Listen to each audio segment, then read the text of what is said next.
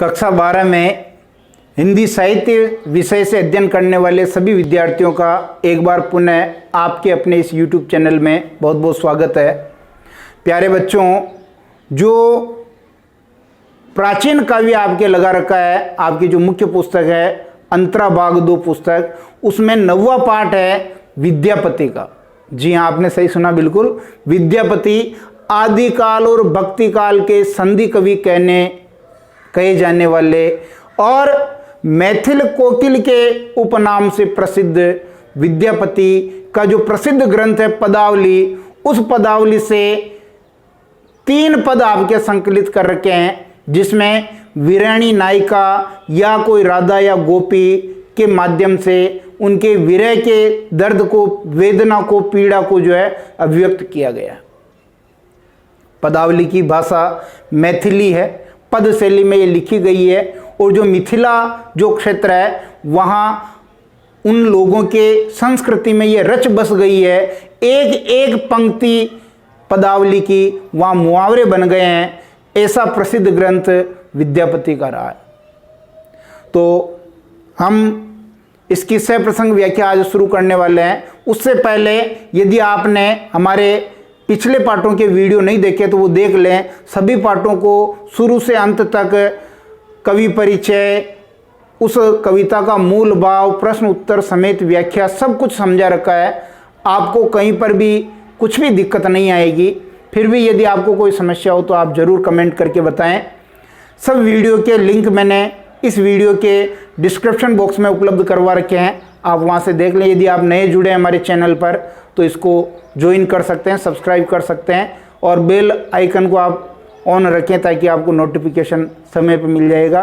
कोशिश मेरी ये रहती है कि प्रतिदिन कम से कम 2 वीडियो या उससे अधिक वीडियो मैं अपलोड कर दूं ताकि आपको जो है समय पर सारा कोर्स मिल जाए। तो एक बार हम इसका प्रसंग लिखेंगे। प्रस्तुत पद हमारी पाठ्य पुस्तक अंतरा भाग 2 में संकलित विद्यापति की पदावली से उद्धृत है। विद्यापति की पदावली के कुछ पद अंतरा भाग 2 पुस्तक में संकलित कर रखे हैं, वहीं से ये पद उद्धृत किया गया है। विद्यापति मैथिली भाषा के प्रसिद्ध कवि हैं। पदावली की भाषा भी मैथिली है और लोक संस्कृति और जीवन का चित्रण यहाँ लोक भाषा में, मैथिली भाषा जो लोक भाषा है उसमें किया गया है। प्रस्तुत पद में एक वीरानी नायिका, क्योंकि पदावली को जो है भक्ति और श्रृंगार रस का काव्य कहा जाता है। अलग अलग तर्क भी हुए हैं इस पर। कुछ लोगों ने इसको भक्ति ग्रंथ मानने पर आपत्ति भी की है और वाजिब भी है, क्योंकि जहाँ सब आपको श्रृंगारमय मिल रहा है, भक्ति का वहाँ कहीं कुछ भी जो है अंश मात्र भी नहीं है। फिर भी उसको जो है एक रहस्यवाद मान करके उसको भक्ति की तरफ मोड़ा गया है। तो यहाँ पर जो प्रियतम है वो कृष्ण है और जो नायिका है, वीरानी नायिका, वो आपके राधा हो सकती है, गोपी हो सकती है या और कोई भी वीरानी नायिका हो सकती है। क्या बताने की कोशिश की है यहाँ कि जब कृष्ण जो आपके ब्रज को छोड़ करके मथुरा चले गए थे, तब वो गोपी वीरानी नायिका राधा ये कह रही है कि मेरे हृदय को वो चुरा करके ले गए हैं। और अब श्रावण का महीना आ गया है। श्रावण के महीने में आपको पता है कि रिमझिम बारिश बरसती है और मन प्रियतम से मिलने के लिए उद्वेलित हो उठता है। तो बार बार नायिका को भी अपने प्रियतम की याद आ रही है और वो उनके पास संदेश भिजवाना चाह रही है कि आप मेरे इस संदेश को देख करके जल्दी से लौट आएंगे।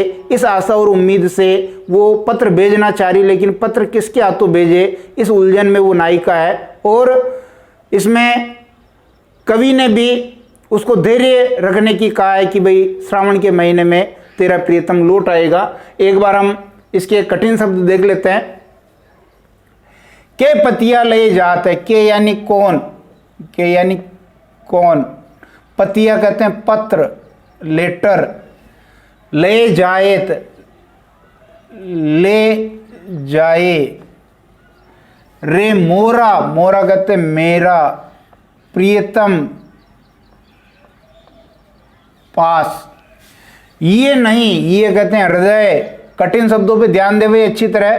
क्योंकि भाषा मैथिली है, समझने में थोड़ी समस्या होगी। आप कठिन शब्द अगर आसानी से समझ जाएंगे तो आपको याद आ जाएगा सब। हृदय ये नहीं सहे, नहीं सहे यानी सहन नहीं हो रहा, असह दुख, असहनीय दुख। कौन सा असहनीय दुख? विरह का।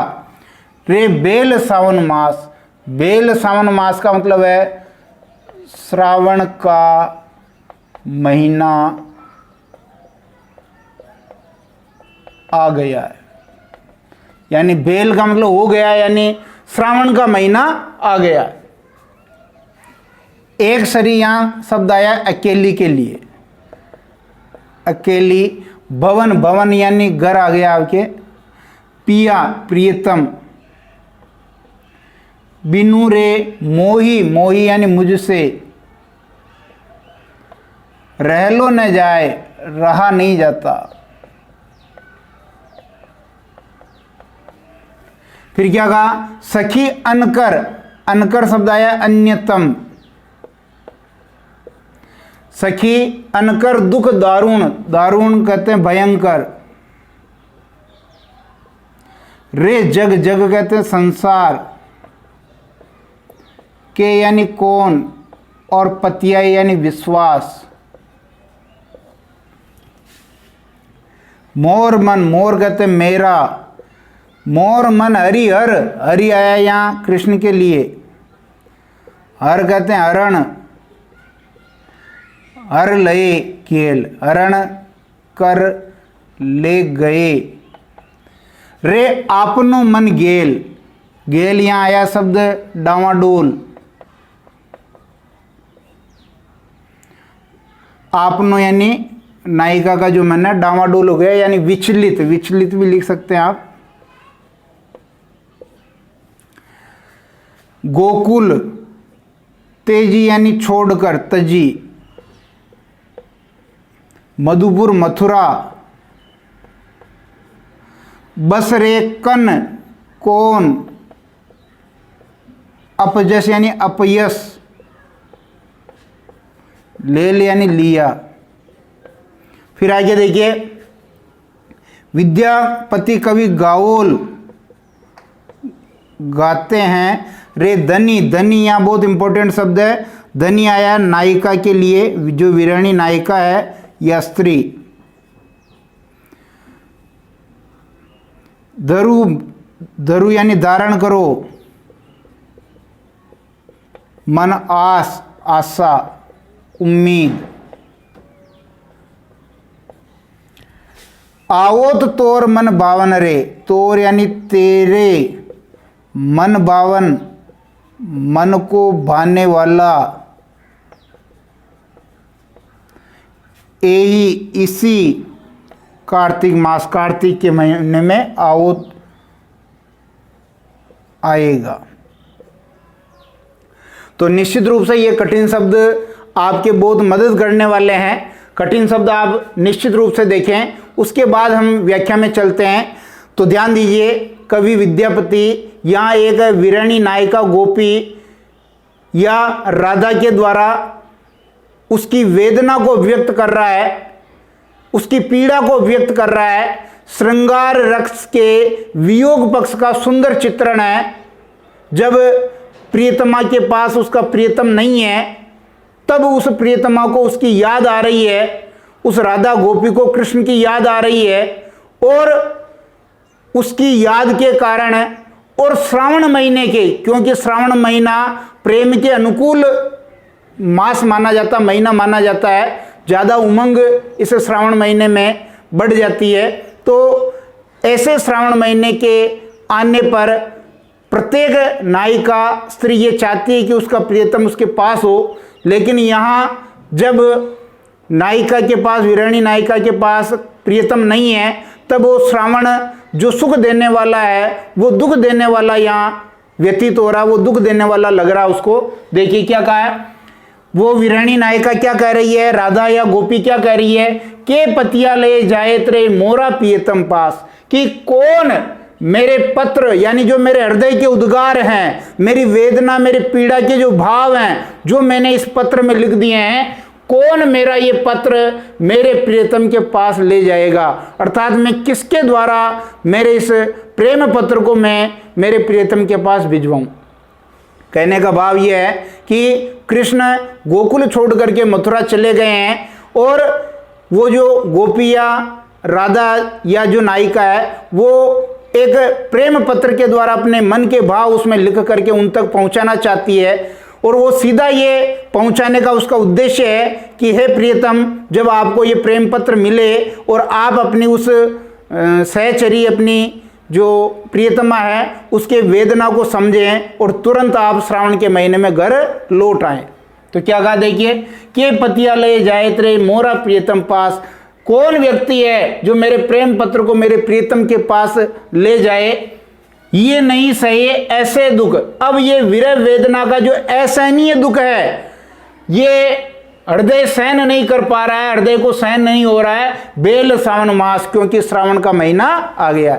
नायिका ये कहना चाह रही है कि श्रावण का महीना आने से, जब रिमझिम बारिश हो रही है, काली घटाएं छा रही है और बिजली कड़क रही है, ऐसे में उस नायिका को अपने प्रियतम की याद आती है और वो विरह का दुख जो बड़ा दारुण हो जाता है, भयंकर हो जाता है और अब उससे सहन नहीं हो रहा है। श्रावण के महीने में, श्रावण तक का समय उसने जैसे तैसे निकाल दिया है, लेकिन श्रावण के महीने में प्रियतम का जो सामीप्य वो नायिका चाह रही है। एक सरी भवन पिया बिनुरे मोई रहलो न जाए। जो सुखकारी चीजें प्रियतम के संग रहने से महसूस होती है, वही जब प्रियतम दूर चला जाता है तो वो सारी जो सुख देने वाली चीजें हैं वो दुख देने लगती है, क्योंकि उनसे प्रियतम का जुड़ाव होता है। तो एक सरी भवन पिया बिनुरे, अब चूंकि वो बड़े घर में अकेली है, तो अब वो नायिका कह रही, विरणी नायिका, कि अब मुझसे अकेले ही इस घर में प्रियतम के बिना रहा नहीं जाता है। अर्थात मुझसे अब इतने बड़े घर में मेरे प्रियतम के बिना रहा नहीं जा रहा है। बार बार जब उनकी याद आती है तो ये घर मुझे काटने को दौड़ता है, खाने को दौड़ता है। इसलिए वो अपनी बेबसी यहाँ बता रही है। सखी अनकर दुख दारुण रे जग के पति आए। बहुत अच्छी वक्रोक्ति अलंकार का यहाँ प्रयोग किया गया है। कौन सा अलंकार है? वक्रोक्ति अलंकार का यहाँ प्रयोग है कि सखी अनकर दुख दारुण रे। वो अपनी सखी को कह रही है, नायिका, विराणी नायिका, कि ये जो विरह का दुख है बड़ा भयंकर है और जो भोगता है वो ही इसको जानता है। कहने मात्र से इसके उस पीड़ा को कोई सहन नहीं कर सकता है। जिसने इस प्रेम के दर्द को, इस दारुण दर्द को भोगा है, वो ही इसके उस भाव को समझ सकता है। इसलिए ये दारुण दुख मैं भोग रही हूँ, मैं इसको भुगत रही हूँ। और अन्यतम का मतलब इसके जैसा और कोई दूसरा दुख नहीं है। इस दारुण दुख को मैं भोग रही हूं। जग के पति आए, अब इस संसार में कौन इस पर विश्वास करे? कहने का भाव ये है, सांसारिक जो लोग हैं, जिसने इस प्रेम के दर्द को, विरह के दर्द को भोगा है, वो ही इसको समझ सकता है, और जिसने इसको नहीं भोगा वो इसको समझ नहीं सकता है। सीधा सा भाव है कि यहां पर जो बात की गई है वो अवर्णनीय है। जो प्रेम का जो भाव है, जो प्रेम की जो बातें हैं, वो वर्णन करने योग्य नहीं है, शब्दातीत है। इसलिए नायिका वो कह रही है कि इस विरह के दारुण भयंकर दुख को, जो अन्यतम है, इस दुख को जब मैं संसार के लोगों को कहती हूँ तो संसार में इस पर कौन विश्वास करे? अर्थात कोई विश्वास नहीं करता है, क्योंकि जो इसको भोगता है वो इसको जानता है। जाके पैर ने फटी बीवाई, वो क्या जाने पीर पराई। अर्थात अगर आपको किसी के दर्द को समझना है तो पहले आपको उस दर्द को महसूस करना होगा, भोगना होगा, तभी जाकर के आप उस दर्द को समझ पाएंगे। मोर मन हरिहर लय गेल रे, यानी मेरे मन को श्री कृष्ण हरण कर ले गए, जबरदस्ती वो हरण करके ले गए। अपनो मन गेल, यानी मेरा जो मन अपना था वो विचलित हो गया, डावाडोल हो गया और वो हिल डुल गया, और कृष्ण उसको जो है चुरा करके अपने साथ कहाँ ले गए? मथुरा ले गए। अब मेरा मन मेरे पास नहीं है। गोकुल तेजी मधुपुर बस रे कन अपजस लेल, और गोकुल को छोड़ करके जो श्री कृष्ण है वो मथुरा जाकर के बस गए, और वहाँ जा कर के उन्होंने जो है अपयश ही लिया है। क्यों अपयश लिया? कर्ण कहते हैं क्यों, कौन नहीं, क्यों वहाँ जा कर के उन्होंने ये अपयश क्यों लिया है? क्योंकि वो वहाँ चले गए हैं तो अब हमारे सब दुखों का कारण हम उनको मान रही हैं, तो वहाँ जा कर के उन्होंने अपना यश जो घटाया ही है, अपयश उन्होंने ले लिया। विद्यापति कवि गाओल रे धनी धरु मन आस। विद्यापति कवि गा रहे हैं, कह रहे हैं कि हे धनी नायिका स्त्री वीरानी राधा गोपी धरु मन आस, अपने मन में धैर्य धारण करो, क्योंकि धैर्य का फल मीठा होता है, अर्थात इंतजार हमेशा जो है अच्छी खबर लेके आता है। नायिका स्त्री को कह रहा है कि धैर्य धारण करो, आशा उम्मीद मत छोड़ो, आओ तो तोर मन भावन रे यही कार्तिक मास। इसी कार्तिक महीने में, इसी कार्तिक मास में तुम्हारे मन को भाने वाला जो तुम्हारा प्रियतम है वो लौट आएगा, और निश्चित रूप से इस श्रावण में तुम्हारी जो मनोकामना इच्छा है वो पूरी होगी। इस प्रकार का भाव यहाँ जो है विद्यापति ने व्यक्त किया है। विशेष में हम लिख देंगे भाषा मैथिली है, ठीक है, पद शैली है इसकी। फिर अगर अलंकारों का प्रयोग देखेंगे, वक्रोक्त अलंकार है, जहाँ जहाँ पर भी आपके दो वर्णों की आवृत्ति हो रही है वहाँ आप क्या कर देंगे, क्या कर देंगे भाई, जहाँ दो वर्णों की आवृत्ति हो, एक ही वर्ण दो बार आए तो वहां आप अनुप्रास अलंकार कर देंगे।